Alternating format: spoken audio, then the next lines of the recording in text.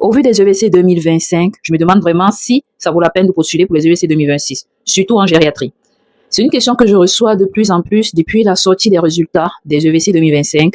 Je vais essayer en quelques mots de vous dire pourquoi je pense qu'il serait important pour vous de vous continuer à vous préparer pour les EVC de 2026. Je tiens premièrement à féliciter ceux qui ont réussi les EVC 2025. Félicitations à vous, ça n'a pas été facile. Ce n'est que le début d'un long parcours de combattant. Soyez sûr que ce qui vous attend après, c'est pas facile. Contrairement à ce qu'on pense, la réussite aux EVC, c'est le début d'un nouveau chapitre fait de plein de rebondissements. Donc félicitations et beaucoup de courage à vous. Maintenant, pour mes collègues qui n'ont pas réussi aux EVC, ce n'est pas grave, c'est pas la fin du monde. Ce n'est que partie remise. Le fait d'échouer ne remet pas en question vos compétences. Je pense que si vous vous préparez de nouveau, vous avez toutes vos chances de réussir. Donc, essayez de reprendre votre courage en main, de lever la tête, de marcher tout droit et de recommencer votre préparation assez tôt. Étant donné que les résultats des EVC 2025 sont déjà sortis, ils vont probablement bientôt lancer l'inscription pour les EVC de 2026. Du coup, ce que moi je pourrais vous conseiller, c'est de pleurer un bon coup s'il le faut, mais de reprendre vos esprits et de vous remettre au travail. Vous vous demandez si ça vaut vraiment la peine de postuler pour les EVC de 2026. Premièrement, c'est vrai que les résultats de 2025 sont un peu effrayants. J'avoue, quand je les ai vus, j'ai été refroidi, un peu effrayé, tout comme vous. Mais je pense qu'il y a plusieurs facteurs qui entrent en compte. On ne saura pas tout, étant donné que le CNG ne l'a pas précisé. Mais de ce que j'ai cru comprendre, il y a quand même plus d'internes qui vont arriver pour le semestre prochain, ce qui fait que la demande devient de moins en moins présente. Et comme vous le savez, on n'est pas prioritaire. Les internes seront toujours prioritaires sur nous. Donc, ça ne change pas le fait que vous deviez continuer à vous préparer pour la session suivante. Il faudra juste changer le mindset et se dire que lorsqu'on se prépare pour avoir la meilleure des notes.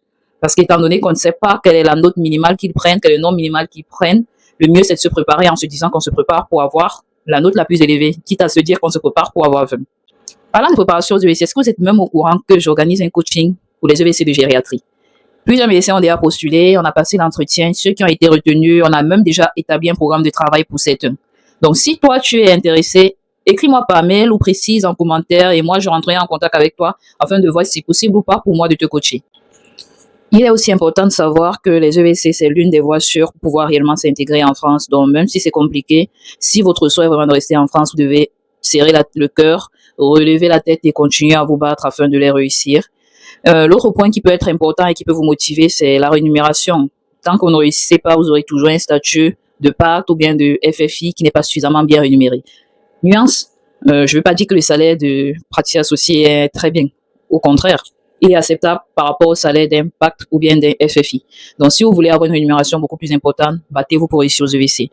Je compatis vraiment pour ceux qui n'ont pas réussi. Ce n'est pas la fin du monde. Tout ce que je peux vous dire, c'est de continuer à vous battre. Donnez-vous à fond et dites-vous que votre échec aujourd'hui ne définit pas d'un futur échec la prochaine fois et ça ne remet aucunement en cause votre compétence.